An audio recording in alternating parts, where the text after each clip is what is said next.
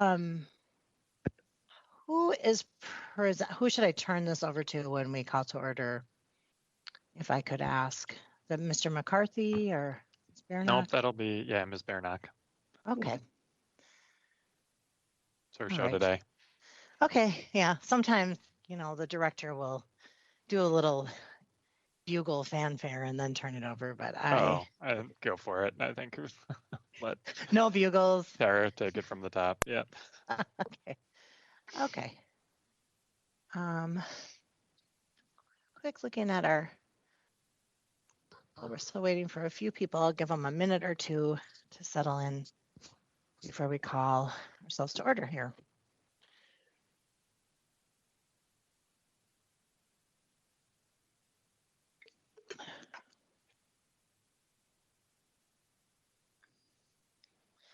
Has anyone had to go deep down to one of those masks that probably should be in the garbage, but you ran out?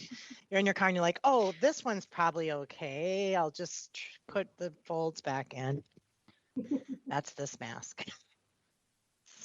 Not fit for human habitation, but it had to be today. I've got the one that like the cat has been sleeping on, and you're like, oh, thank God I don't have asthma. Right, or allergies. Yeah. Yep, that's where I'm at. This one was from like a pocket in my car that probably should not be fished in, but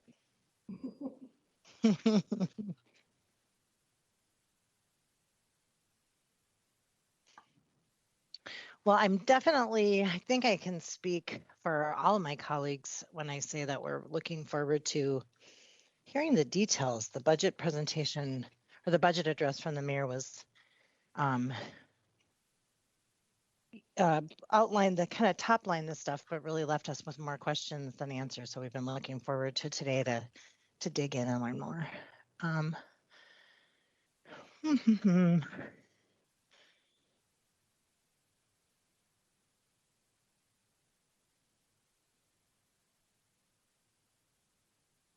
Okay.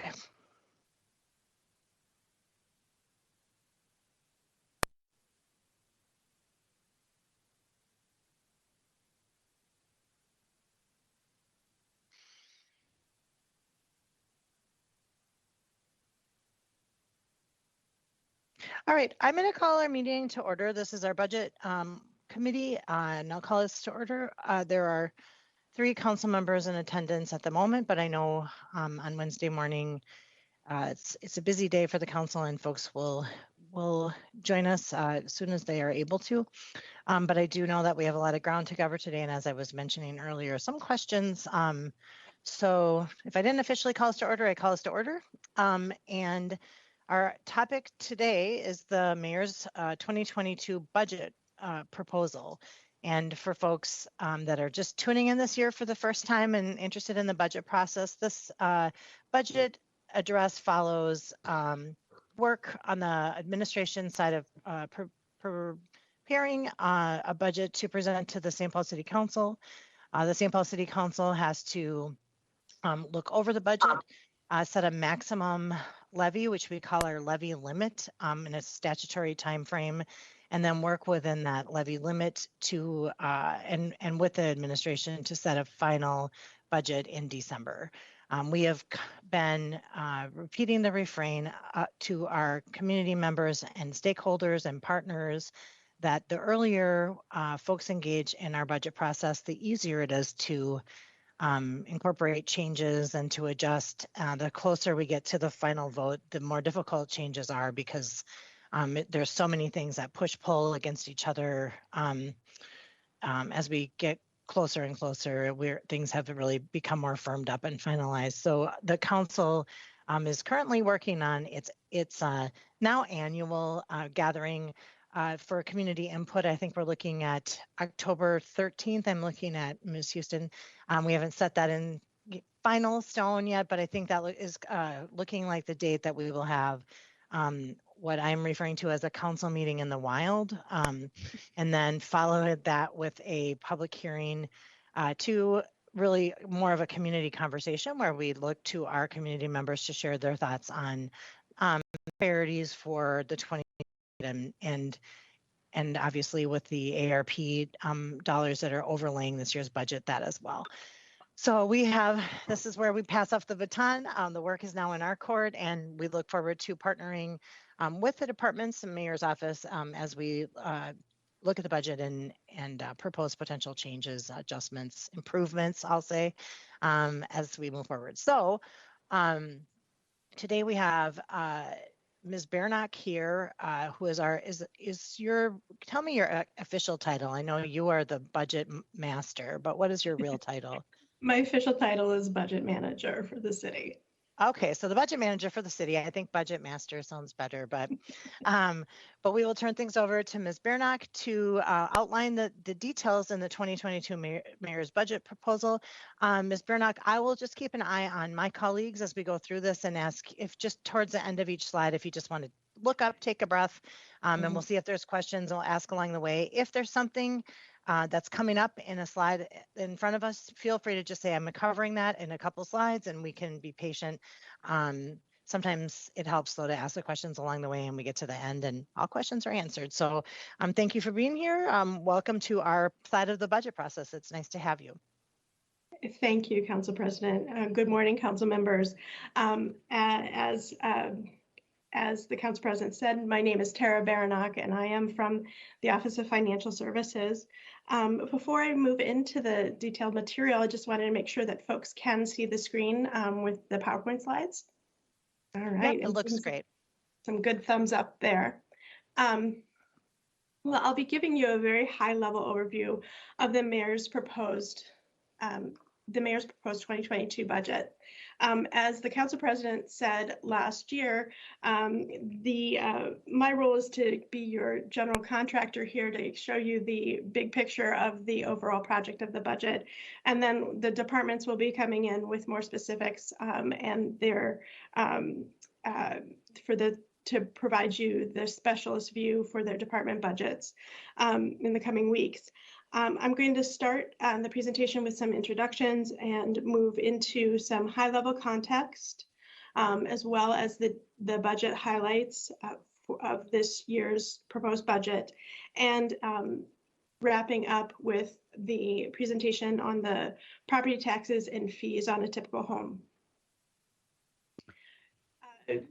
As folks may know, I am the new budget manager with the city, and so bringing in a new budget manager really does take a village, and I've benefited from an incredible staff working through a second year delivering the budget remotely, and I want to introduce them and give a few words on their major contributions this year. Mari Guerra was the community engagement and budget document publication lead. Laura Logsden has pulled double duty this year, working as the city's ARP lead and the analyst for police and public works departments. Madeline Mitchell was the capital improvement budget lead and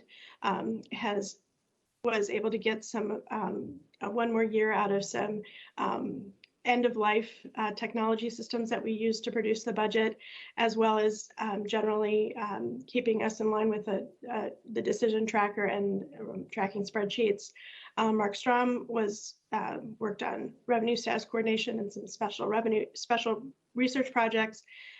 Brian George was the budget game developer, and Mandalina Lee is our Right Track intern and budget document assembly pro. I really do owe all of them a great set of thanks, as well as a set of thanks to the department directors and Director McCarthy for his leadership and support. I want to go ahead and move into the proposed budget context. This is a big picture of the budget. The next 10 slides should look fairly familiar to you all, but they do provide some useful context for before we dive into the detailed decision information. The first slide is a high-level view of the spending by category. As you'll notice, the vast majority of the general fund and the city's general fund and the library's general fund spending comes from is for employee expenses. So about 81% of that general fund spending is for employees' salaries and benefits. So that makes the general fund very sensitive to any increases that happen with salaries and benefits as part of settlements and overall cost pressures in the health insurance marketplace, especially. The total budget in these categories is about $344 million, and that applies to the next two slides as well. And this next slide shows another sort of constant that is true about the city's general fund, that police and fire are more than half of the general fund at about 51%. You'll notice that we show a fairly expanded view of all the other departments in that other half of the budget. And the other pieces, as you can see, there's not any department that cracks 15% in terms of the general fund. So it is those two departments in terms of emergency response do make up the lion's share of the budget with 51%. Ms. Biernock, I do want to just pause for a second and say that a lot of times we hear community members really latch on to that data point and say that the police are a third of our budget, or the police and fire are half of our budget, and not and have really struggled to try to overlay that with the special fund side of the budget, and recognizing that the general fund is about half of the overall city's budget. That's not quite right. But if there's any I just always kind of struggle with this breakout like this, because it's not really the full picture we're looking at, even though it is the full picture of the general fund. I don't know if you can speak to that at all, but I do think it can get people spinning off on a tangent in one direction or another when you don't look at the full context. Council President, that's an excellent point, and I actually added 3 slides later in the presentation after I'm through with the general fund and looking at some information about LGA. So I think you will be pleased to see that overlay of that story of the total budget. Great. I will wait patiently for that part, and I think just mostly taking the pause because we have heard folks latch on to one half or the other of this conversation. So I'll look forward to hearing what they look like when they're overlaid. Thank you. Absolutely. Thank you, Council President. And the third slide for the general fund shows us the revenues in the proposed budget. Property taxes and LGA are the most significant revenues in the general fund. And as you can see, they make up about 66% of general fund revenues. One important thing that I realized I forgot to mention is that I did add some references over on the lower left-hand side of each slide to the pages in the actual full budget document, in case people want to follow along at home in their budget documents that are available on the web. I'll pause for questions here and see if anyone has anything else before I dive into looking at the presentation of local government aid.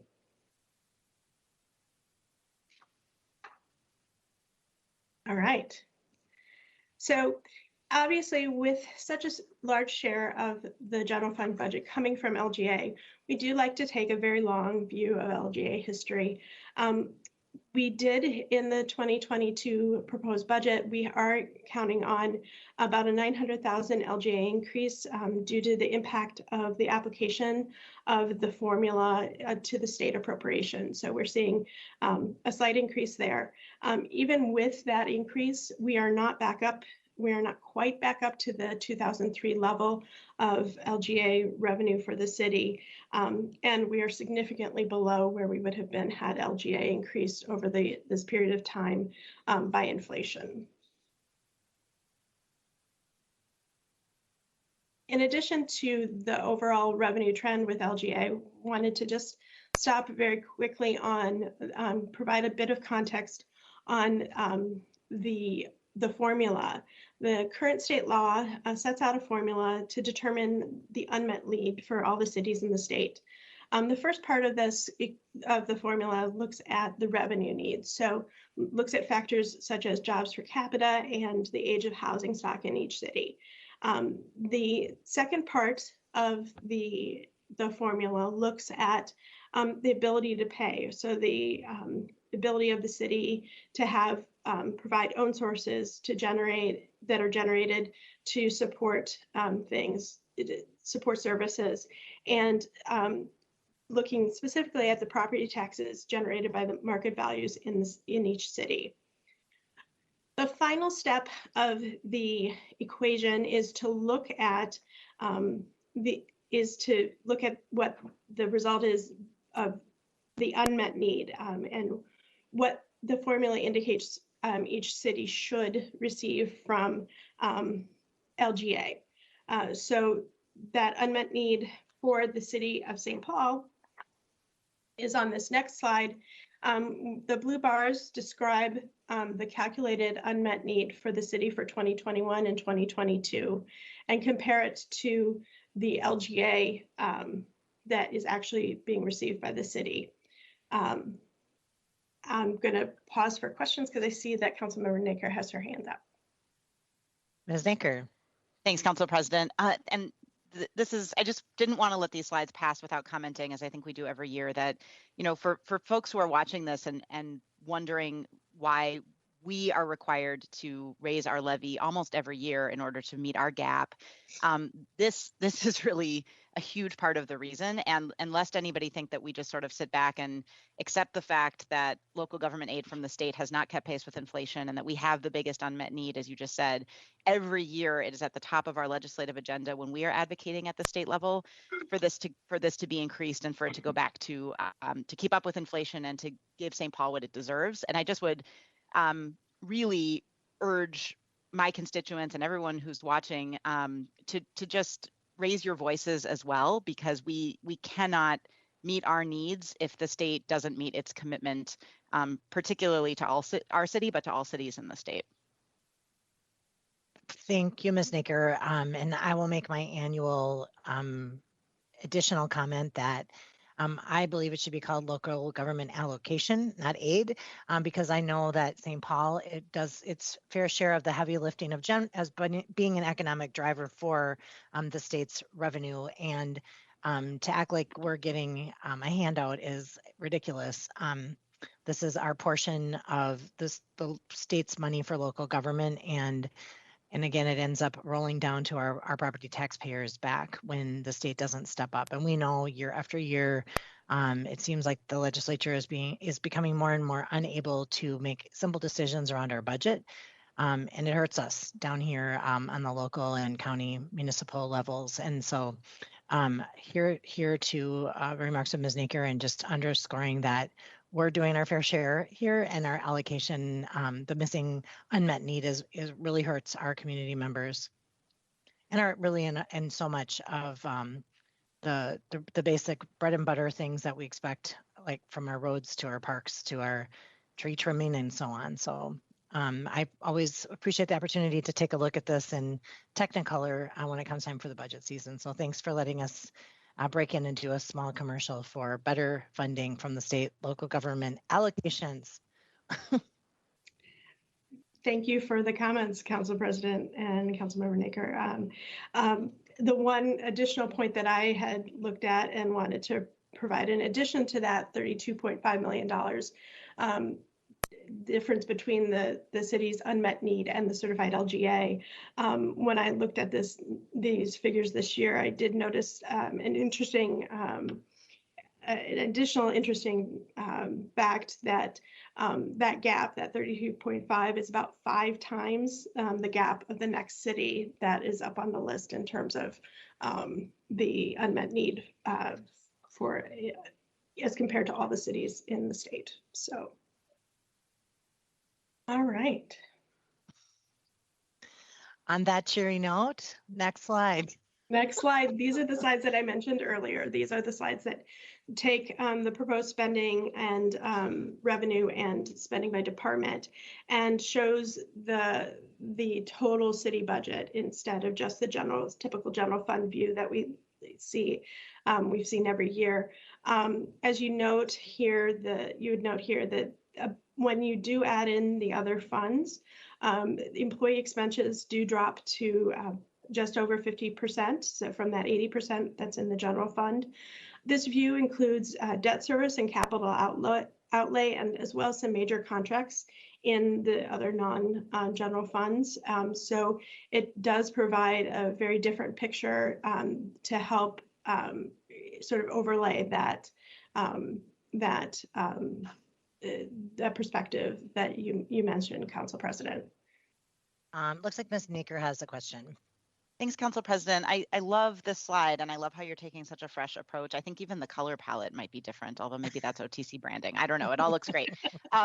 I am just wondering, because I don't think I've seen this before, and it's exactly what we need to have general and special fund together. What are services that are not salaries or materials and supplies? That's an excellent question. Council President, okay if I jump in? Yeah. Thank you. Councilmember Naker, that's an excellent question. Services typically align with sort of contractual services that the city receives from outside vendors. So things that aren't provided directly by employees. All right. I'm going to go ahead and move on to the next slide that looks at the departments in total for all funds, including the general fund and special funds. When we look here, this gets to the point that the Council President was making earlier. It does show that while police and fire are still a significant part of the overall budget, it really does, that addition of debt service and the non-general fund portion of public works does portray a very different vision of what the city's budget includes. And that of particular note, in 2022, you may notice that slice for general government accounts. An important note for 2022 is that is where we have the planned ARP spending is located there in that particular set of accounts. So that's an important note about this particular slide in 2022. So is the special fund include all of the ARP dollars? Is that why it's 713.2? So are the half? The part, yes, half. Council President, that is correct. The half of the ARP grant is included in the 2022 proposed spending. But 713, the important thing to note is that that's the general fund, which is 344 million, plus all the other funds, specifically the utility funds in public works are a large piece of that, as well as the city's typical grant funds that it has that over and above the ARP funding. Okay. Thank you. I've been wanting to see this graph for 9 years. Thank you. It's very, like, I'm trying to take it all in, but I will say to folks watching and reminder that these materials are attached to the agenda here today and in Legistar. Ms. Prince has a hand up. Thank you, Council President Brennan. I'm confused. Is half the ARP money in that 713? Does that show up there? Or is that general and special funds? Council President, Council Member Prince, yes, the 713 does include 1/2 of the ARP funding in total for 2022. And we have I'm sorry to interrupt you. And on this graph, is that showing up in general government accounts? Correct. Okay, thank you. Does that help? Yep. Yeah. I think we were having the same confusion. I was like, wow, our budget went up like $66 million or whatever. Okay. Correct. Okay. And now I have some more detail to walk through exactly how we have the budget included in 2022 to show the carry forward, it does include some of the a reduction for some of the planned spending in 2021. So it's so that that's clear.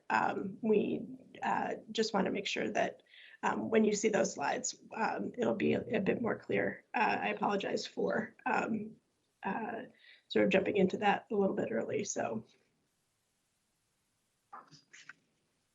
all right. The next slide is the proposed revenue by source.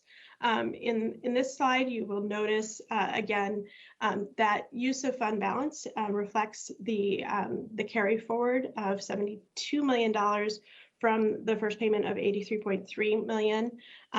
So that's where I was going to cover that piece. That use of fund balance reflects the fact that we did receive the payment in 2021, and we'll need to reallocate that and have that available for spending in 2022 for the decisions that are made for and that are in the proposed budget.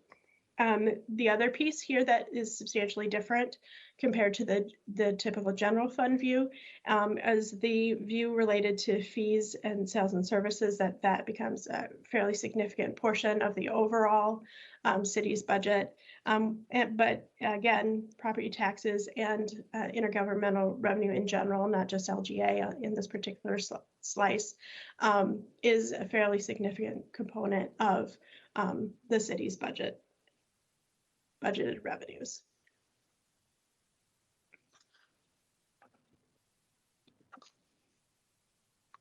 All right.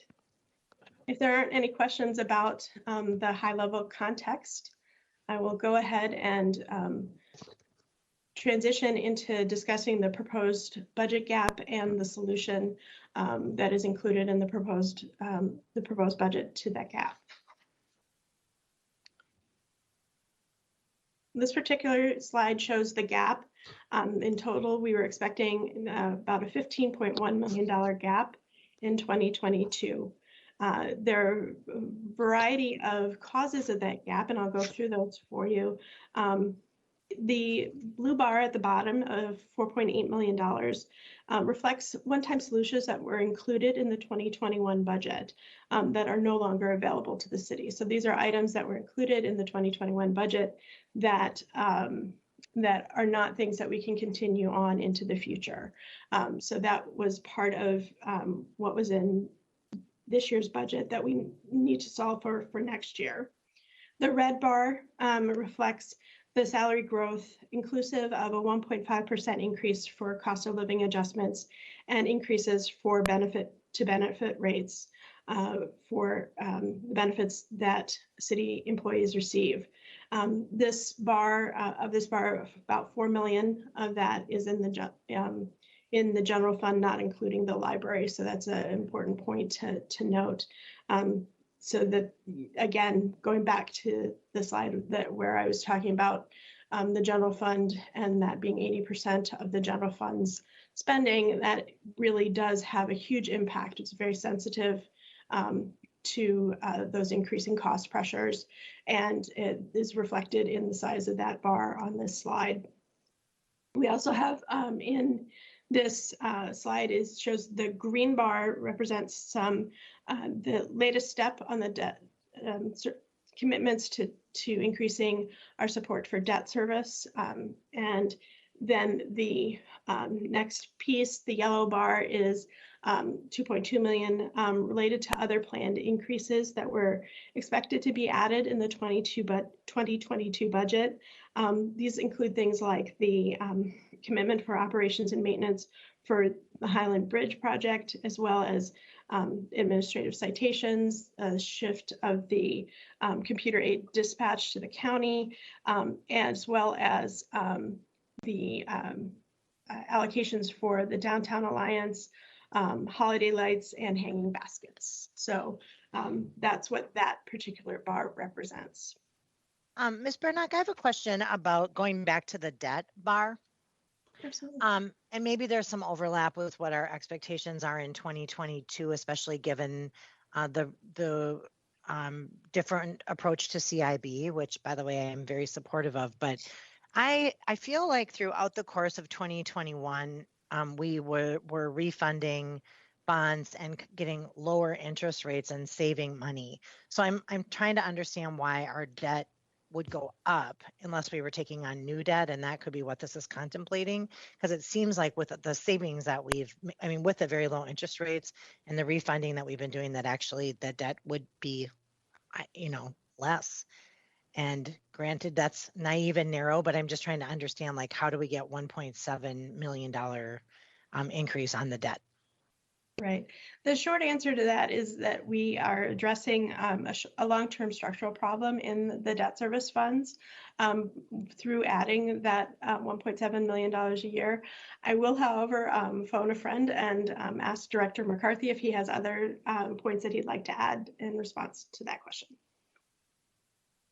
Yeah, thanks. That's a great question, Council President. And I think we have scheduled a broader debt overview later where we can go into the weeds on this. But as Ms. Beranek noted, we have a long-term kind of structural issue in the debt fund. So even though we aren't taking on new debt every year, the revenues that we've been using to pay off that debt continue to dry up. So we've been using fund balance and other sources to help pay off that debt to make it so that we don't need as much property taxes. And we've been phasing in more property taxes as those other revenue sources fall off. And so this is part of our long-term build-out plan for the debt fund to be able to make that sustainable. And so that's when we talk about borrowing more money for streets and facilities, this is the challenge that we have, is we already have a hole that we're trying to dig out of. And when we borrow more, it digs that hole deeper. But we're looking at in roughly that 1.7 million need for several years into the future per year to be able to get that back kind of on track for the structural fix. We'll go into a lot more detail on this, but I want to note that a big part of that CIB plan was to make sure that this picture doesn't get any worse, that we keep it stable, but also plan for doing more facilities up front. Great, thank you. It looks like Ms. Naker has a question, I'm assuming on the same topic. But I just want to say I appreciate that, recognize that we will be talking about this in more depth as well, but I just didn't want this to go past without some comment. Ms. Naker. Thanks, Council President. Yeah, I agree. Having been through a few of these budget cycles now, there's some comfort in saying we'll talk more about it later, but that also means it's a lot later when we have less time to really digest it. So I appreciate the chance to ask some detailed questions as we're first seeing this. When you said more, the 1.7 is part of an ongoing plan, Director McCarthy, to get out of our deficit hole, our debt hole, is the 1.7 million, are you proposing 1.7 million more each year going forward, or this would 1.7 million more in the budget this year would become part of the base and that would stay consistent? Does that make sense? The 1.7 more each year? Yep, Council President Brenmo and Councilmember Naker, this is 1.7 million additional each year. So this is part of the base for next year, and we need another 1.7 million on top of that. And we'll need that for several years to build out of that hole.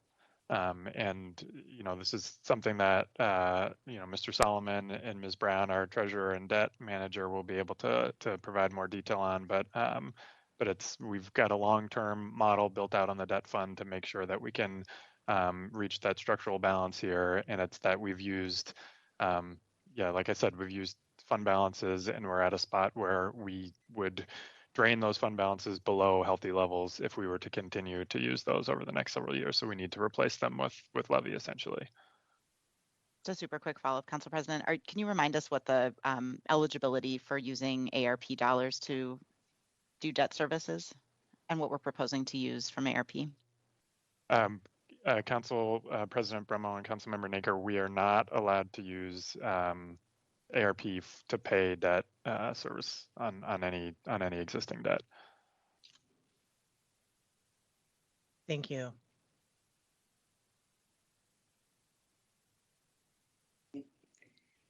Thank you, Council President and Councilmember Naker.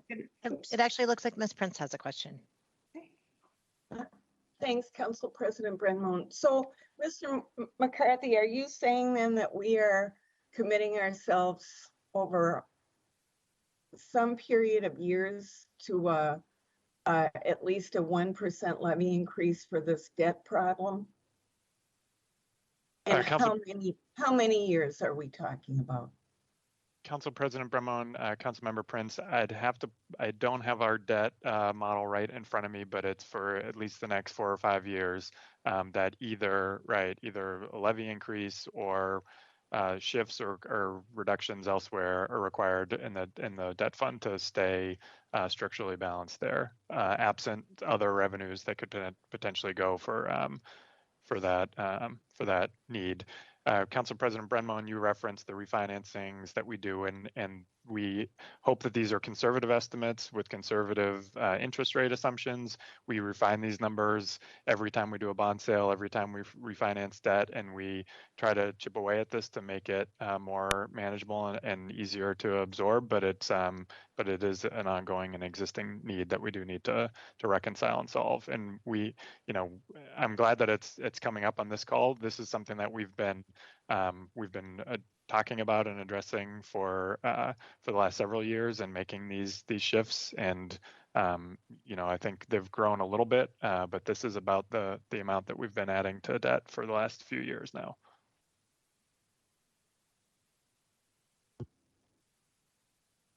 Did you have a follow-up, Ms. Prince, or No, nope? Okay. no, thanks. Okay. Thanks, Ms. Bernack. Ready to roll. All right. Moving on to the budget solutions to the gap of $15.1 million. This slide shows the elements of that solution. The first element that I'll talk about is the blue bar, which is $3.3 million in one-time funding from the American Rescue Plan. The red bar at $900,000 is the increase that I mentioned earlier in LGA revenue. The green bar is some base revenue changes about $700,000 and small amounts of revenue recovery across many different sources. The additional piece for the solutions, that $5.2 million yellow bar represents the portion of the property tax increase that is used in the general fund as part of the gap solution. The next bar is that dark blue bar at $4.6 million is revenue proposed by departments. We have more detail in the later slides on that particular piece that I will present. The final, that last little orange slice at the top, is $400,000 in strategies from city departments. And again, we will have more detail in the later slides on that particular piece. The question that, and it looks like there is a question, so I'll pause. Ms. Prince. Thank you. And actually, I'm sorry, Ms. Bernack. This is a follow-up question to the last slide. John, Mr. McCarthy, last year, we didn't raise the levy and we didn't use fund balance as I understand it. So how did we meet that 1.7 in 2020? Council President Brenmo and Councilmember Prince, the 1.7 was absorbed as part of our overall gap, which means that we have to make reductions elsewhere and deeper reductions than we otherwise would, because we have to pay our existing debt. We borrowed this money. We need to pay it off, and so that became part of our overall gap solution last year. So it didn't come from fund balance? Correct. Part of our debt payments do come from our debt fund balance, which is separate from the city's general fund balance, and that's part of the need for replacing that with levy. Is that we can't drain that to zero. We need to hold reserves for our bond requirements. Thank you. Yeah, no problem.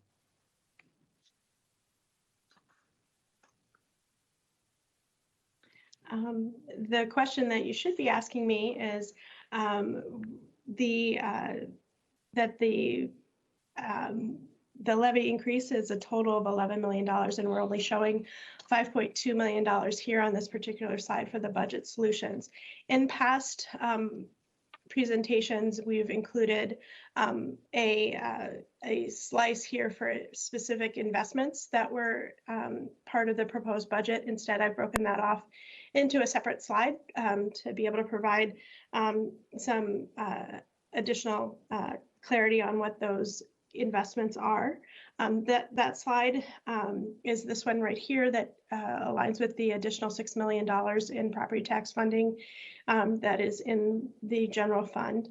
The pieces of those investments are, there's about $1.8 million in restoration of reductions in the general fund that of cuts that were made in 2021. An additional piece of the investments are the addition of an Office of Neighborhood Safety for the city. In addition, there are some I have a detailed slide on this, but a number of service changes in multiple departments to the tune of $1.1 million. Some specific housing and economic development investments, again, at $1.1 million.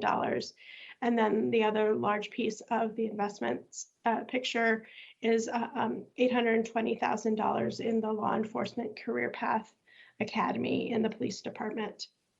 I have more detail on each of these bullets later in the presentation. This presentation is a little bit like peeling an onion, so we start with the very high level, and then I'll be peeling back and giving you more detail on each of these pieces as we go along.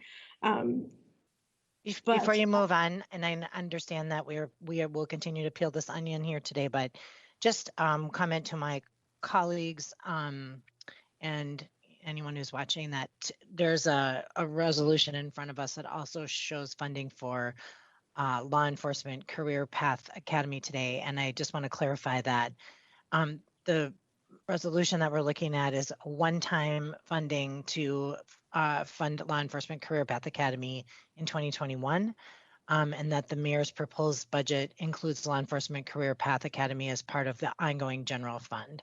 So they look similar, but one is for basically bridge money for this year, so that folks who will participate in Law Enforcement Career Path Academy can start now. It's a program that takes approximately a year, so that then they would be ready to join the next police academy if that's what they chose to do next August. So I just think there's these two things coming at us at the same time, and I wanted to take a moment to separate the two. And Ms. Naker has a comment or question. Thanks, Council President. Ms. Beranek, did you say that you'll be talking about each of these in more detail on the subsequent slides? Yes, Council President, Councilmember Naker, I will be going through each of these in more detail. Trying to time my questions accordingly. Thank you. Thank you. If there aren't any other questions on this high-level information about the gap in the solutions and the high-level information on investments, I'll go ahead and plunge us directly into the next section of budget highlights. This particular section just displays totals by fund and FTE information at a very high level to provide some additional context of the overall budget. This next slide shows the comparison of 2021 to 2022 proposed budget. A significant portion of the change between 2021 and 2022 reflects the carry forward of a portion of the large portion of the ARP funding that the city received in 2021. When viewed through the total budget lens, that does certainly leap out here in this particular slide. That makes it very clear what we were talking about before, and when we were looking at that pie chart, spells it out a little bit more clearly by fund. The next slide takes the same view, a comparison of 2021 to 2022 FTEs. And the increase in FTEs are largely driven by 66 positions that are funded through ARP. Included including 37 positions restored in the library and parks departments, as well as 20 positions for ARP administration to administer the grant and to make sure we're in compliance with the regulations around the grant. There are a few other significant increases in other departments, specifically in the attorney's office. As I mentioned before, there are 4 positions related to the Office of Neighborhood Safety, and then positions related to administrative citations that have come online that also are part of that 115, as well as an adjustment in the fire department budget for firefighters related to the SAFER grant. And I will pause for questions. It looks like there's one. Yeah, we got you. Ms. Tinker. Thanks, Council President. 2 questions, and again, may not be the appropriate slide, but one overarching question is that it's incredibly important, I think, and I believe my colleagues are with me on this, that as we spend ARP dollars, we are spending one-time dollars on one-time expenses. And so seeing 66 positions funded through the ARP, the question that leaps out to me is just how are those positions going to end after ARP dollars end, or otherwise how are we going to cover for them? So I think that's just an important overarching question as we go through. And then I'm also wondering, we talked about this a great deal when we were deciding to trim our budget through attrition last year when we had such an austere budget. But we talked about, not replacing positions that we lost due to attrition. And I think it's very important as we now talk about the next budget to talk about how many positions we lost that are being restored. I'm seeing 37 in libraries and parks here, but I'm not sure about other departments. So hoping that we can be clear about how many folks we are getting back to where we were before we made those austerity cuts as we go forward. Council President, Council Member Naker, one important point to make on these the positions funded through the ARP is that especially the 20 positions related to ARP administration, those positions are anticipated to end with the end of the grant. There are also some other positions that were funded this year that are funded on a one-time basis, also anticipated, or several time basis through the end of the grant that are anticipated to roll off as that grant as the grant tails down as well. We also are working through more of a detailed picture of how the one-time funding, we can phase off of that. We're compiling a long-term view of the decisions to create a plan to look at the phasing off of the use of the ARP. So that is something that will be forthcoming, and that is not part of this particular presentation, but it is something that is on our list of things to work through. In terms of the restoration of positions in other departments, I do want to make a point to say that I do have a slide later on that does go through that in some more detail. So we will cover that in a moment. All right, so just to be clear, it sounds like, and I see Ms. Prince has a hand up too, but just to be clear, in some cases we're using ARP money so that we can phase back in, as opposed to try to correct all of those changes in the 2022 budget, is what I think I heard. All right, Ms. Prince.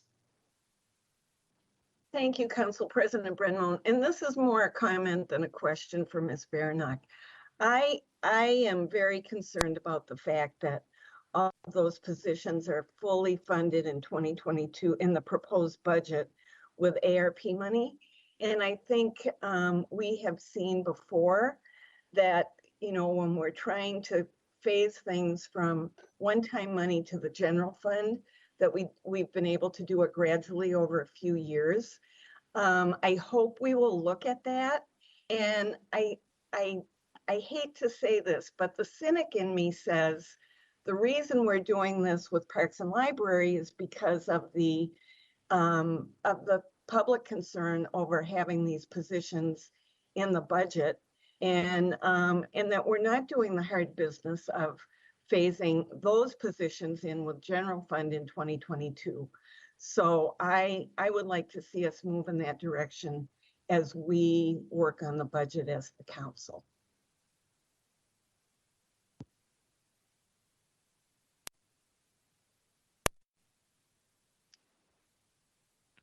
All right.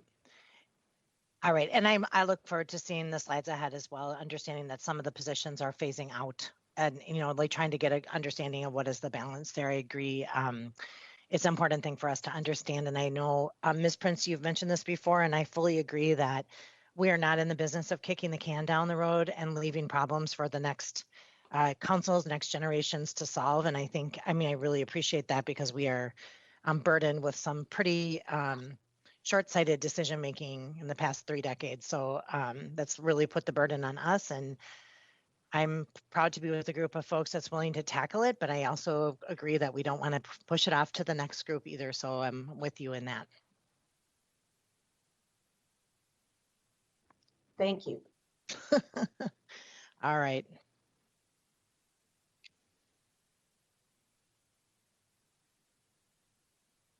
I'm going to move on to the more details of the 2022 proposed budget. And the first slide I have here is the major themes that we ran into throughout the proposed budget process that were part of the decision making. Again, the service restorations have the two components that 1.8 million in the general fund and 2.8 in ARP and other grants. And when I say other grants, it's about 150,000 in HUD grants. It's not a significant piece of that $2.8 million. The important context to provide on that level of restoration is that there were about $11 million in reductions in 2021. Even though these restorations are significant, it doesn't fully take the city back to where it was before the reductions in the 2021 budget. The property tax levy increase is a 6.9% increase in total, which is about an $11 million or $11 per month. Excuse me, I'm so used to going to the $1 million on these. $11 per month for the medium value home.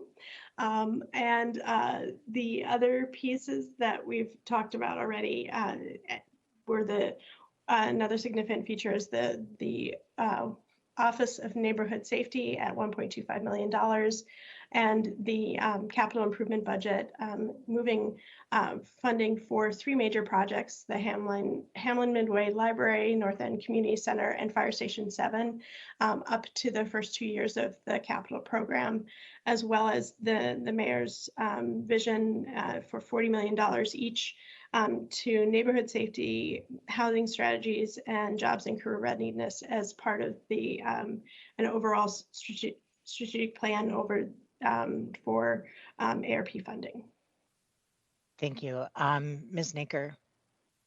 Thanks, Council President. One clarification and one question. So I think most folks are used to seeing the annual average increase per home in a yearly term rather than a monthly term. So that, just to be clear, is an $127 increase for the average home over the course of the year. Is that right? I have that later on. Let me flip that to make sure. Yes, it's $127. The last section of the presentation, we go through in detail each of the sections related to the major fees that impact a typical homeowner, including the property tax and as well as the property tax impact. Okay. So. No, I wasn't used to seeing it in monthly terms, so I just wanted to be really transparent about that because I think most people are used to seeing that number annually. And then this is a bigger question about service restoration, and I just need help understanding this again, maybe as we go through. But we had the services that we cut in our austerity budget last year. We had a certain budget for 2020 that they were going to be able to be covered by, and then when we anticipated having COVID expenses that we hadn't anticipated, and also having a decrease in revenue coming in from parking meters, from sales tax, from lots of other things, right? We had both new expenses and an anticipated decrease in revenue that made us then have to adopt an austere budget and reduce services and reduce positions. My understanding had been that, however, that since that amount that we'd originally budgeted was sufficient to cover those positions, had we not had that emergency spending and the decrease in revenue due to the pandemic, that when we then came back this year, looking to 2022, assuming that we don't have the same pandemic level of spending or the same level of decreases in revenue, that just the same budget from 2019 would be able to at least cover some of those positions and that we wouldn't be totally back to zero. So I guess I'm wondering if you can explain as we go, what was the impact of going into 2022 not having those COVID expenses, and how much are we expecting to see revenue climb back up as we recover, and how is that impacting how much we have to spend to get back to where we were before, if that makes sense? Council President, Councilmember Naker, I think I'm going to move on to the next slide because that would very much answers your question in terms of what we're looking at in terms of the general fund revenue picture. The observation that we've had in terms of looking at the revenues in 2021 year to date is that revenues have not recovered sufficiently to be able to increase our revenue estimates for those major revenue categories that we have in the general fund. So we have been the revenue estimates we start with for 2022 remain at the same level that we had for 2021. So that's an important piece of this picture. In addition, we have about 2.9 million in one-time revenue solutions that are no longer available to the city that were part of the 2021 budget that were not things that we could count on for 2022.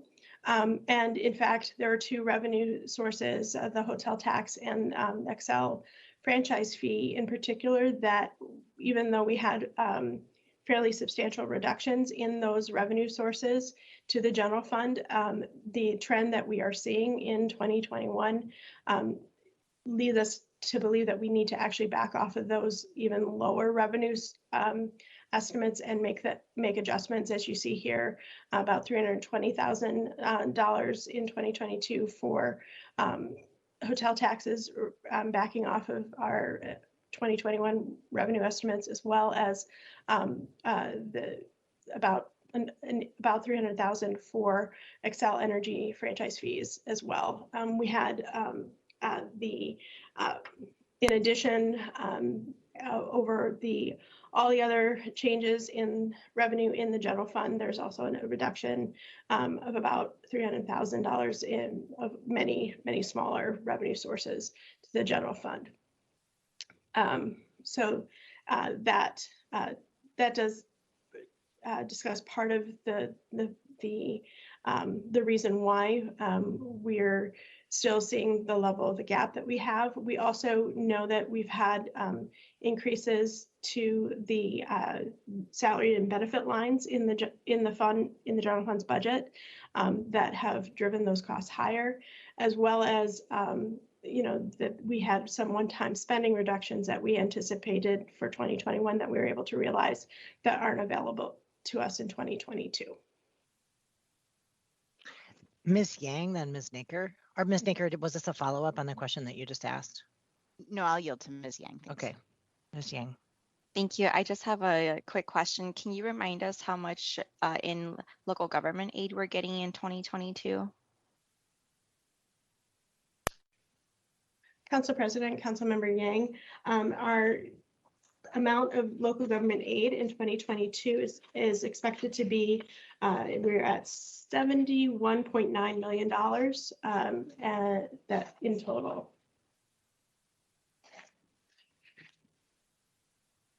So that increase of $1 million over 2021 is also included in the overall revenue increase for the general fund. Ms. Naker. Thanks, Council President.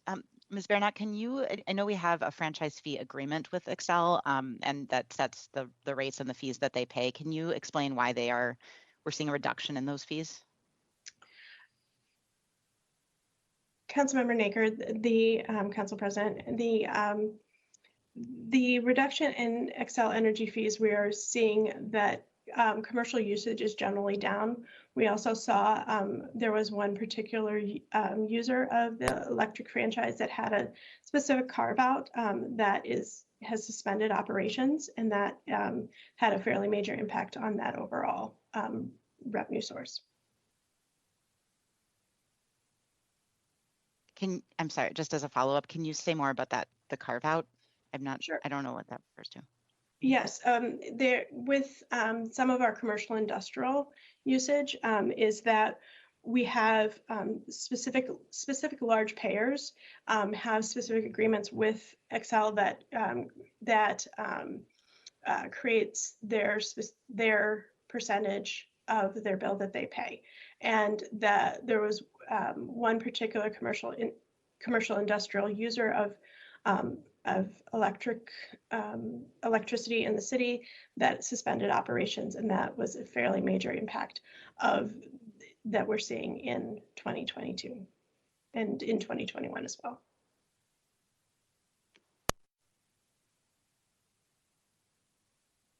Thank you.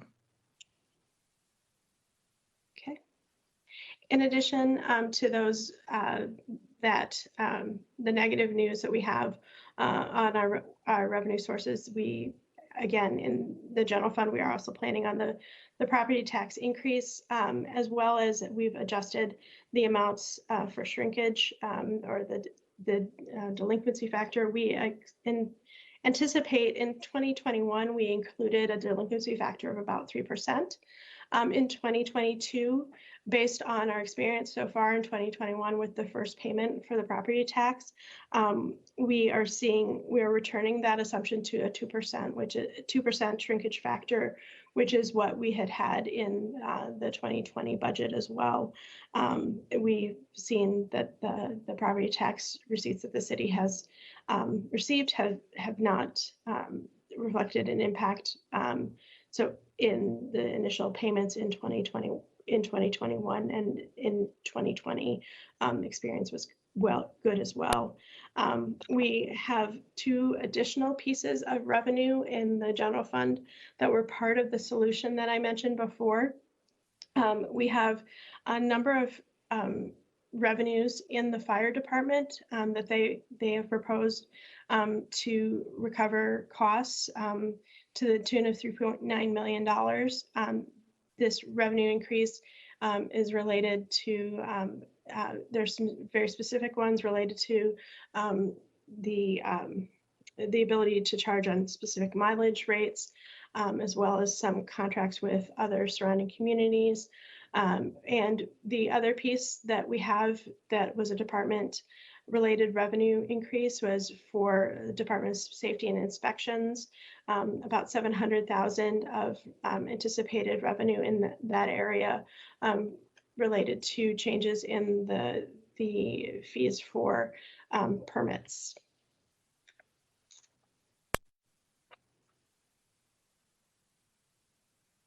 I'm going to move on to the next slide, which talks about that slice of the general fund solutions related to department budget solutions.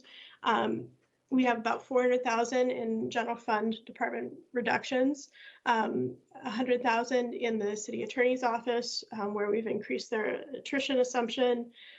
We also have some reduced debt payments that have been budgeted in the Public Works Department that we are moving away from, as well as within the Department of Financial Services, some changes to positions that results in about $55,000 worth of savings. I will pause for any questions on this slide. Ms. Prince? Thank you, Council President. So does that mean in the city attorney's office, they have to have 100,000 in savings before they can hire? Is that what we're doing there? I'm not clear what you mean by increased attrition. Yes, it's salary savings, Council President, Councilmember Prince. It is salary savings that we are budgeting as part of what they would need to realize before being able to hire, that their attrition level seems sufficient when we look at their history to be able to support that. And although I realize that this isn't a new reduction, in police, it's a $1.7 million attrition that's budgeted. Am I right about that? Council President, Councilmember Prince, yes, you are correct. That is a reduction. The proposed budget does include funding for to reduce that from the 2021 levels of attrition assumptions in the police department. Thank you.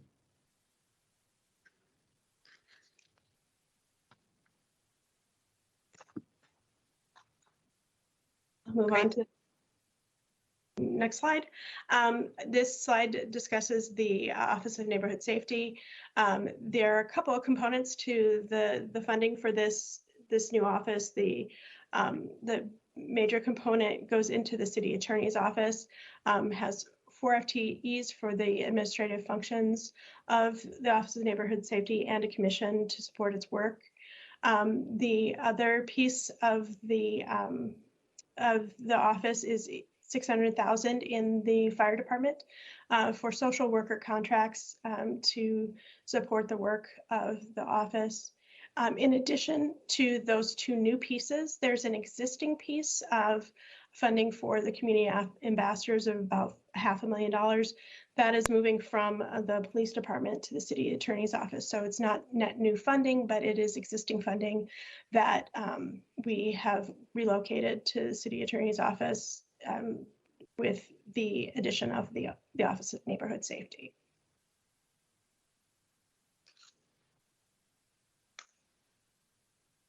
This next slide is the one that Councilmember Naker was probably most interested in, related to the restoration of the 2021 reductions. This is the one that I mentioned before. Some of these items may look fairly familiar since they were part of the 2021 reductions. There are 2 positions in the fire department for about $300,000 for an EMS supervisor and a health and wellness coordinator, which are restored. In human resources, there are also 2 positions, one each for consulting services and for payroll. In human rights and equal economic opportunity, there are 3 positions, one each for human rights, labor standards investigation, and in procurement. There's also a restoration in the general fund for planning and economic development for a loan servicing supervisor, which was reduced in the 2021 budget. The PD's budget also includes, as I mentioned before, about $150,000 for a restoration of a grant-funded FTE from HUD grant funds for the department's grant manager. The Public Works budget includes restorations of about 4.5 FTEs in planning, electrical inspections, and painting. And in the Department of Safety and Inspections, there is a restoration of 1 FTE for customer service. That total of all these positions is an increase of 12.5 positions restored from the cuts that were in the 2021 budget. Ms. Naker. Thanks, Council President. Ms. Bernack, this is super helpful. The one piece of information that I think is lacking here is what the number of how many positions we lost. I'm pretty sure it was more than the 12.5, especially looking at the Department of Safety and Inspections. Do you have that figure? You know, I don't have, Council President, Councilmember Naker, I don't have that figure handy. I will bring that back to you, or if we get a break later where I can look something a little bit more, I'll get that to you. If I had been here last year, it would probably be at the top of my my head, but I am new, so I will need to follow up on that one. Thank you. All right. The next piece of the investments in the general fund is $820,000 for a full year of funding for the LECPA and the police department. This program had been previously funded through federal AmeriCorps funding and private philanthropic funding. So that is the full year piece of that the next slide talks about the investments in housing and economic development. The first major component of that 1.1 million in new funding is 600,000 for development of a program to determine how to support low-income homeowners burdened by housing costs. So that's the piece of the housing and economic development investments that relate to that, is to develop that program. The 600,000 includes the actual piece of supporting those supports. In addition, the PED budget includes about 250,000 in increased capacity in multifamily and single-family housing and in loan processing. There are 2 FTEs that are added in the 2022 proposed budget for those purposes, and a reclassification of a third position in the department. The city attorney's office also will see with the proposed budget a 115 FTE related to supporting PED, and then a piece of the overall general fund support is about $94,000 in general fund support to help with HRA's structural balance over the full portfolio of the HRA. In addition to this piece of the general fund support, we also have the proposed budget includes 643,000 in an increase of the HRA levy included for this purpose to help with HRA structural balance.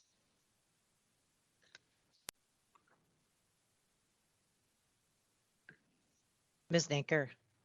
Thanks, Council President. This may be a question more for you and Ms. Houston than for Ms. Beranek, but I'm just wondering, when we're going to get a more detailed presentation on the $600,000 in support for homeowners? I assume we wouldn't ask about that now, but I just want to make sure it's. Council President Brenmo and Council Member Naker, the HRA will be presenting their detailed budget on September 8th. So this property tax refund program is in the HRA budget? This, I believe, is in the PED budget, and they are planning to speak on PED and HRA at that time. Please correct me if I'm incorrect on where that is located, Ms. Beranek. That is correct. That that portion of the budget doesn't include this particular program, and the OFS is also working to help support the department in that presentation. So, thank you.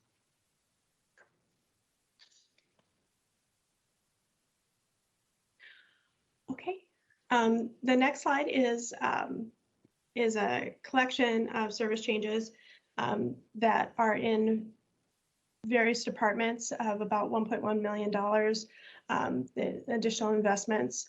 In addition to the pieces for restoration in the fire department, there are also additions for an EMS supervisor for billing quality control. As I mentioned, one of the major components of the general fund solution was there was a substantial revenue increase in the fire department.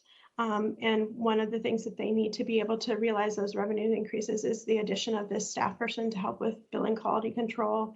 The budget also includes a shift of the medic cadets to providing BLS transport services. So that's another component of that $209,000.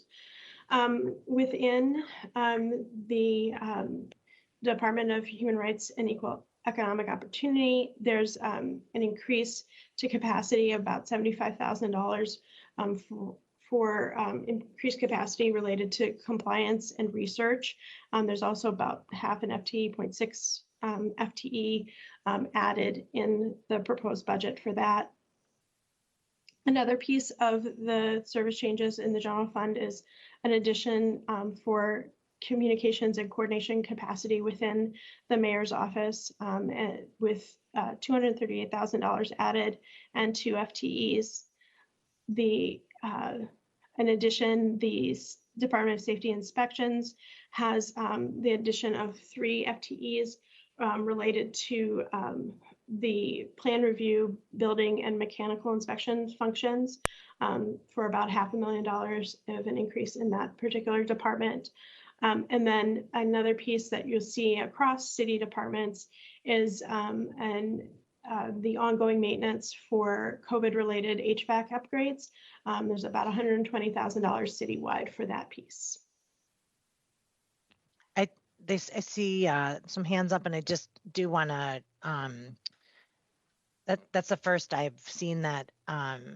120 for ongoing maintenance, but just a reminder that every investment we make has tails, even if it's a one-time investment. And so recognizing that a lot of the funding that we're doing really is maintenance and care of investments that we've made previously. And now this is an additional kind of unexpected investment in COVID-related HVAC and other upgrades that will need to be maintained going forward. And so I just kind of lifting that up as the inevitable tail of a capital investment. Ms. Prince. Thank you, Council President Brennan. I'm confused in this list where you have the dollar amount and 1 FTE or 75K and a half FTE. Are those new positions, and why would they not show as increases? Council President and Councilmember Prince, that notation includes the funding for the FTE, so they are new positions that are added. And so part of, for example, for the fire department, part of the funding for the $209,000 was the funding for that additional supervisor related to billing quality control. So the dollar amount includes the cost of new FTEs. And are these all fund, or are we talking about ARP money here?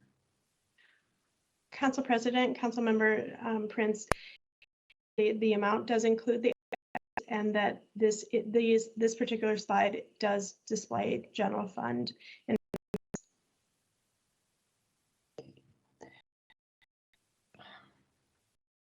Did you have a follow-up, Ms. Prince?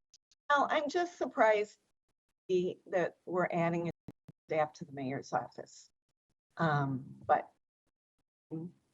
I will just let that stand for now.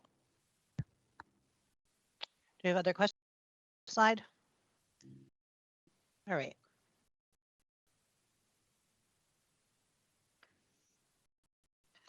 I'm going to do the section of the presentation. We have 2 slides here about what the proposed budget is for the American Rescue Plan.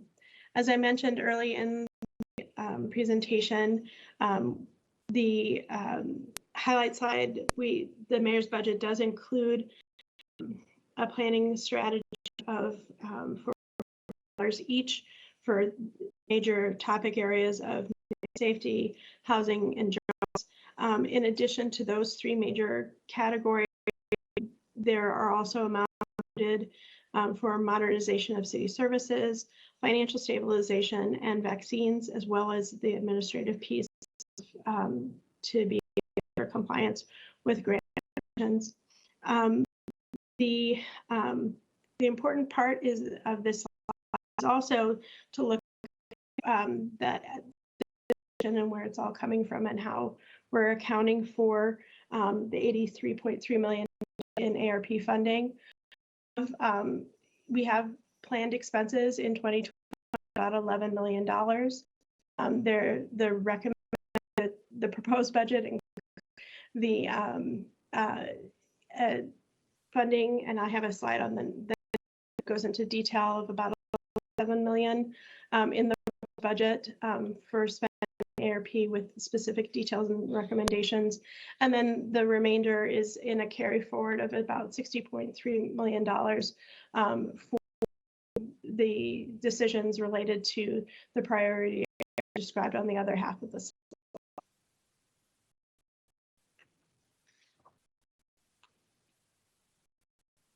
I'll go ahead and talk a little bit about the ARP decision. The detail 11.7 million. The of the spending in the general fund, the general fund, as I mentioned, included about 3.3 budget stabilization in drawing from ARP for that purpose. There are restorations for library and parks of about $1 million each to restore FTEs. There is an amount included in the ARP budget for police salaries of $1.8 million that goes towards reducing the expected turnover, the attrition factor that had been budgeted in 2021. And then the other piece of the other pieces of the ARP decisions include a one-time amount for the fire recruitment exam of about $500,000.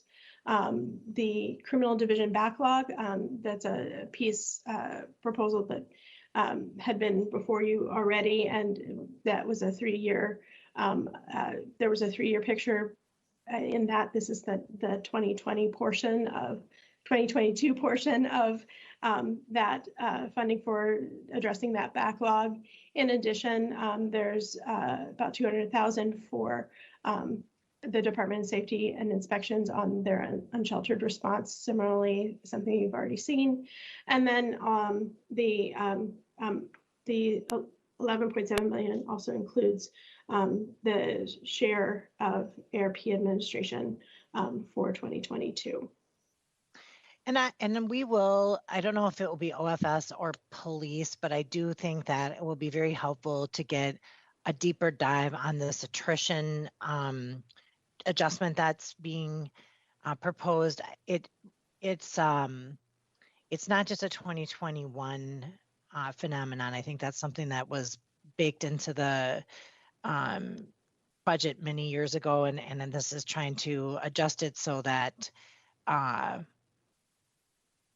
well, I'm just looking to Mr. McCarthy to see like if we can expect sort of a more detailed explanation of where we were and where we're headed with that, because it's not an increase per se in our police department. It just allows a police department to stay up to their sworn force throughout the course of the year, as opposed to kind of a, attrition higher once a year. So I don't know if that's what the 1.8 is pointing at, but we're going to need a lot of information about that. Council President Brennan, we'll work with the police department to try to provide additional detail on that for when they're in front of you.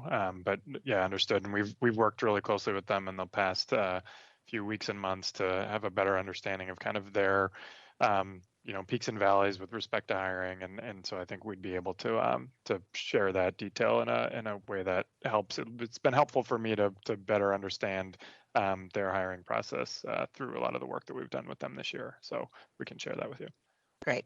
Just putting that expectation out there. Thank you. I appreciate that. All right. So those are the two slides on the American Rescue Plan. I'm going to move into the next section, which is related to the capital program highlights. We do have a full presentation of the capital program coming up for you on November 3rd, but we wanted to give you some highlights as part of the overall picture of the recommended or the proposed budget.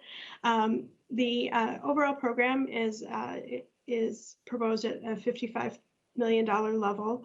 The major feature of the capital budget this year is a new 5-year strategy to fund 3 major capital projects over the next 2 years.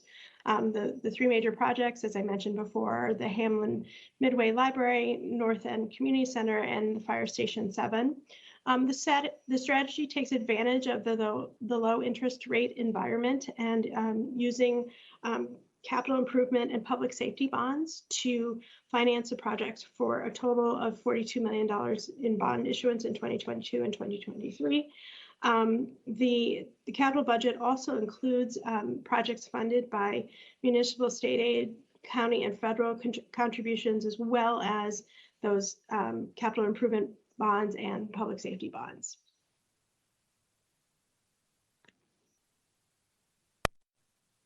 This slide goes into a bit more detail about the staging of the accelerated proposal for the 5-year capital budget. We typically have had budgets of about $11 million per year for capital bonds, but with the strategy that's proposed in the 2022 budget, we're front loading these bonds into the first 2 years of the program, with 2024 to 2026 being pared down below that $11 million per year. However, overall, the average of $11 million is maintained in the program that is included in the proposed budget. Again, the details on the specific individual projects. For the Hamlin Midway Library, there's about $8.1 million over 2 years. For the North End Community Center, there's $16 million. And for the Fire Station 7, there's the program includes $8 million in funding, again, over the first 2 years of the program. There are many other smaller projects that are also included in the program. But the focus here is over the next 2 years with those 3 large projects is what is a highlight of this capital program. Ms. Naker. Thanks, Council President. Ms. Beranek, this slide makes it look as though we are zeroing out the regular $640,000 in parks deferred maintenance, which we know the backlog of maintenance there is extreme, and we're just kind of chipping away at it year over year. Does this reflect truly zero investment in parks deferred maintenance from 23 to 26, or is that going to be made up somewhere else?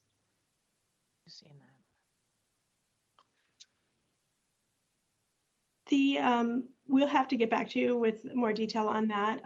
We still have the regular $1.5 million in their annual maintenance budget, but the 640 in special deferred maintenance is what's included here. The 1.5 is for all city departments, and so the Parks Department can access part of that through the capital maintenance process. But we were to be able to fit all of these projects into the early part of the program, there did have to be some trade-offs. Thank you.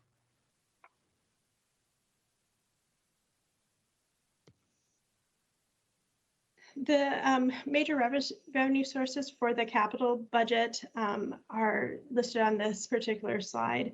It reflects the major, but not all of the sources that support capital projects in the city. Most of the financing for the program come from the capital improvement bonds and street reconstruction bonds and municipal state aid from the state of Minnesota.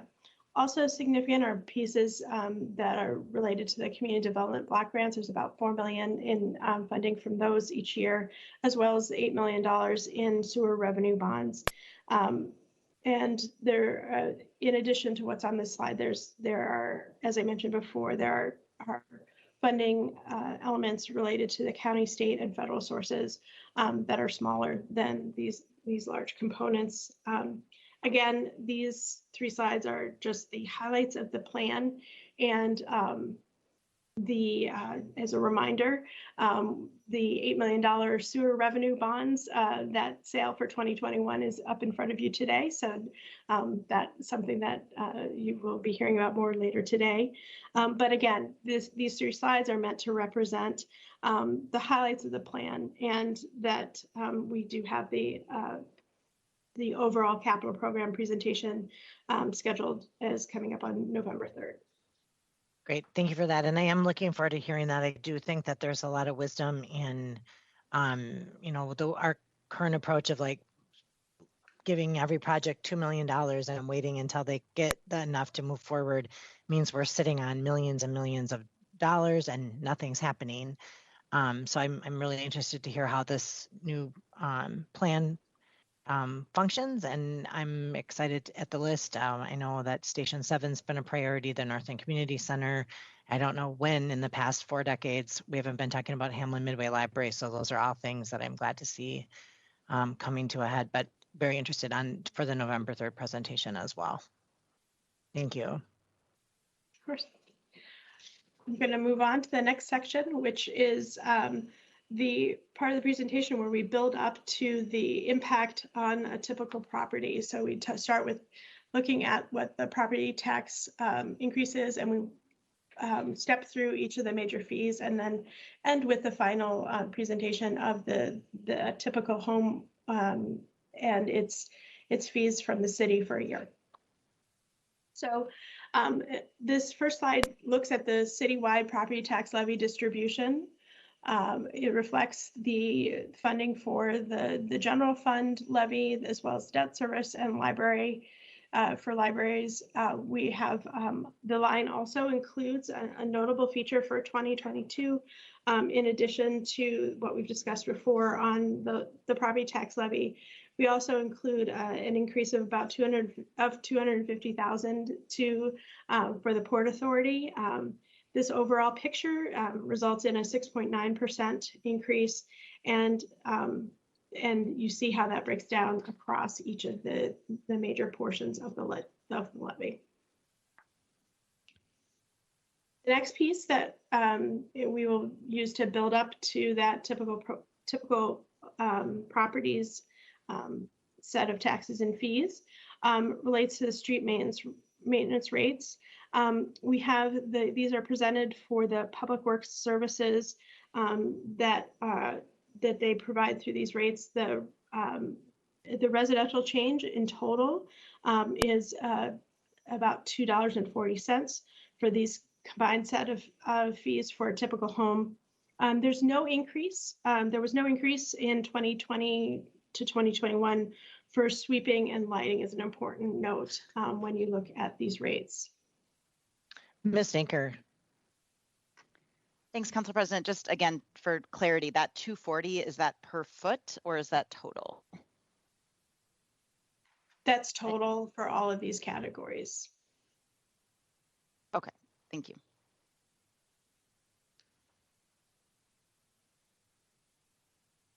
I'm going to move on to the next section of the slide for the typical homeowner. We're looking at sanitary and storm sewer rates. On this slide, the total residential change is $13.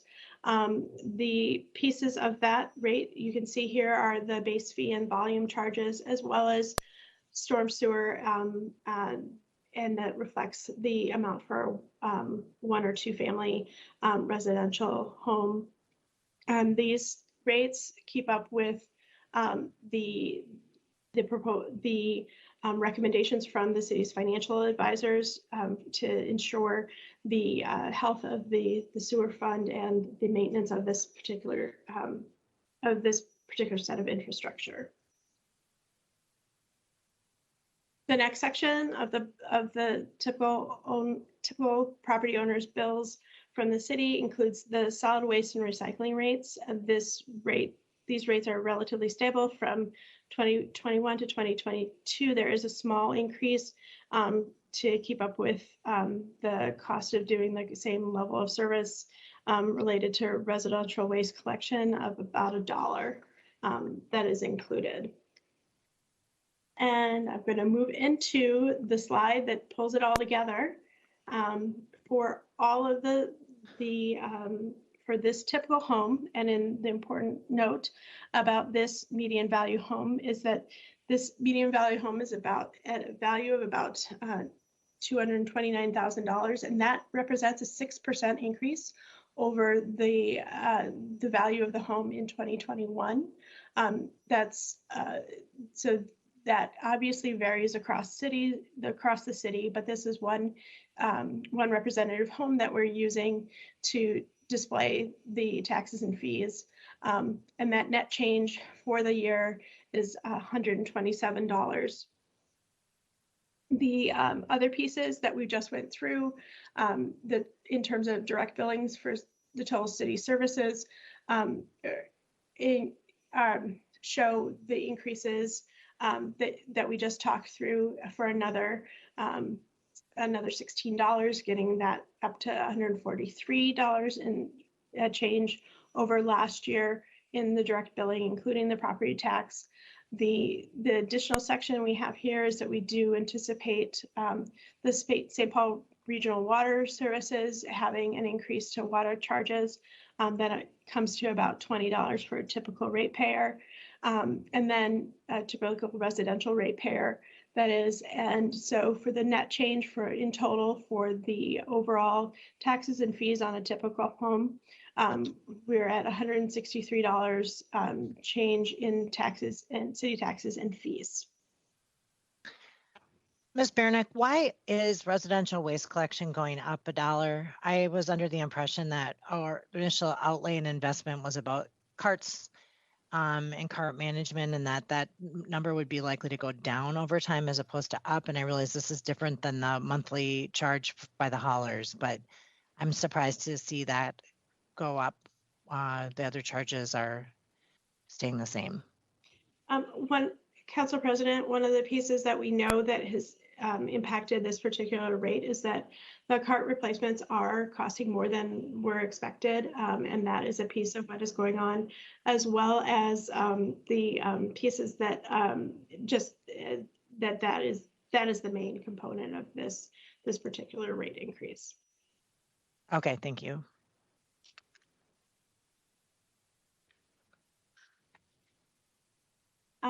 If there are no questions on the typical taxes and fees, I'll progress to our final slide, which goes through some other sources of property tax and budget information that we're able to provide. Again, the budget books for current and previous years are available at stpaul.gov/budget. We have the capital budget, the operating budget, as well as the library budget books are all available on that site. We also have an open budget portal, which allows for downloadable budget data and interactive charts and graphs and tables. The operating budget information is available there, and we're anticipating making the capital budget information available there shortly as well. You can see the website to go to interact with the budget data.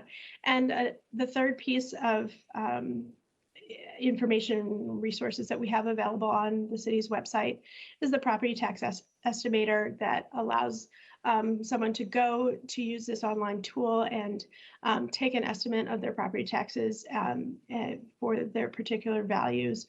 And so that will also show them the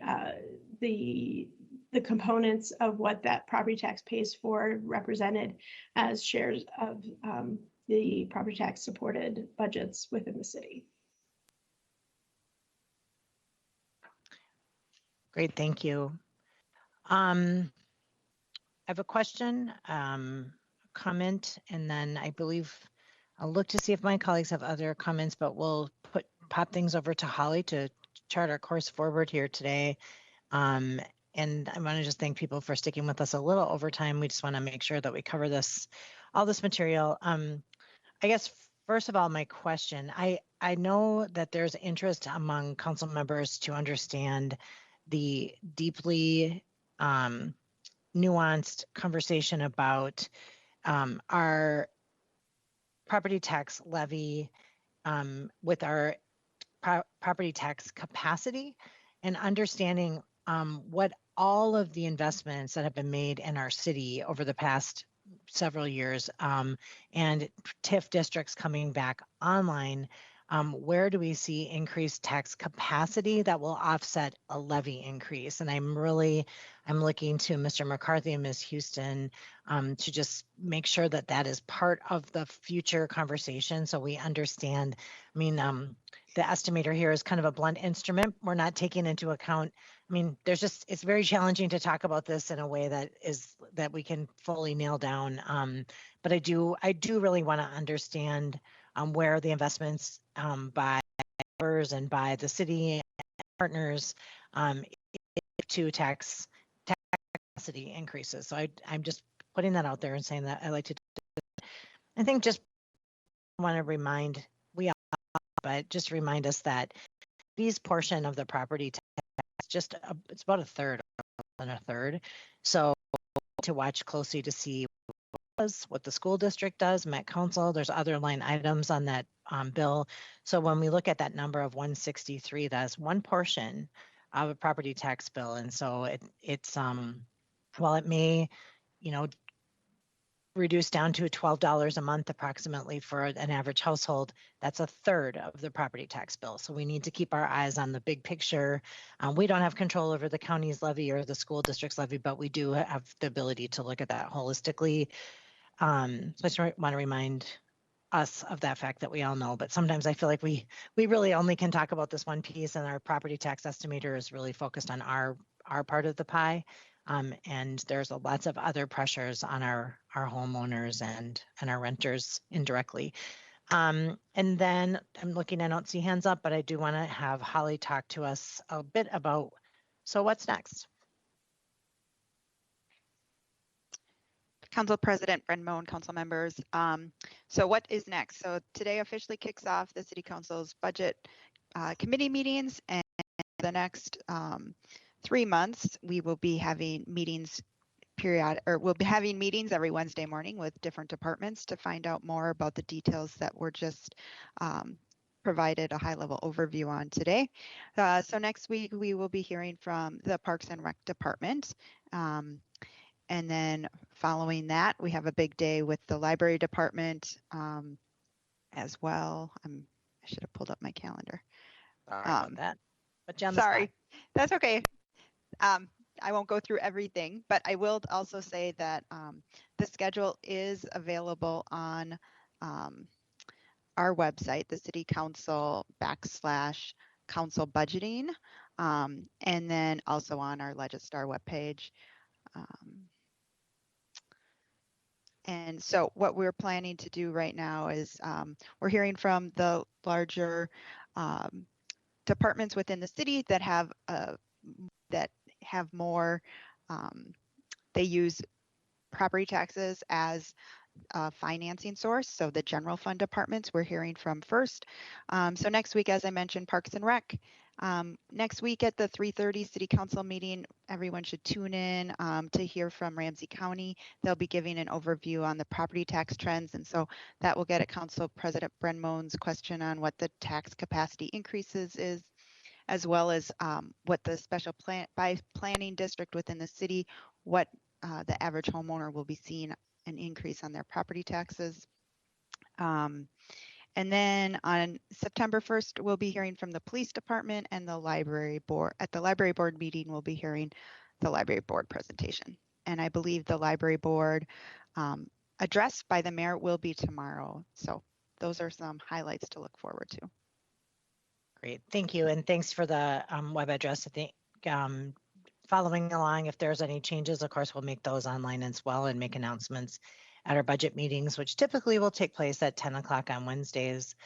Makes for a long day, but this is when we're all here and ready to dig in on the budget piece. So we've got a lot of work to do in the next few weeks before we set our levy limit, and then work within those boundaries to establish our final budget in December. So thank you for that, Ms. Houston.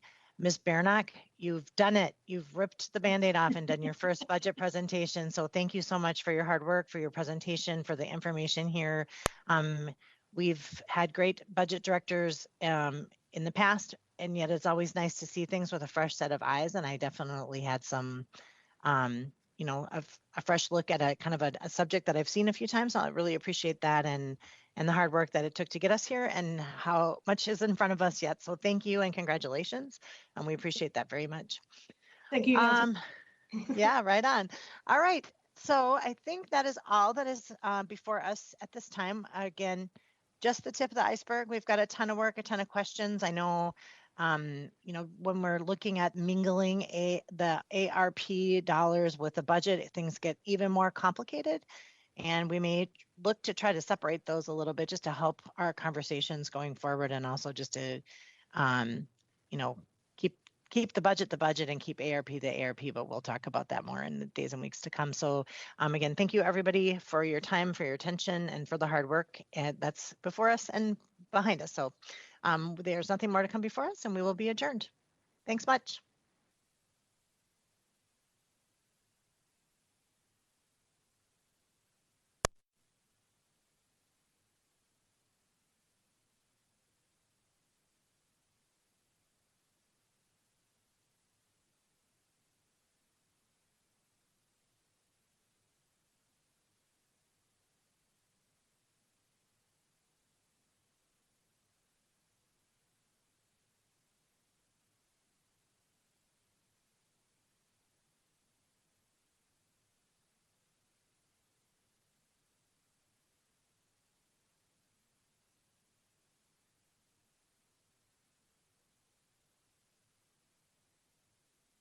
Replace the battery yearly.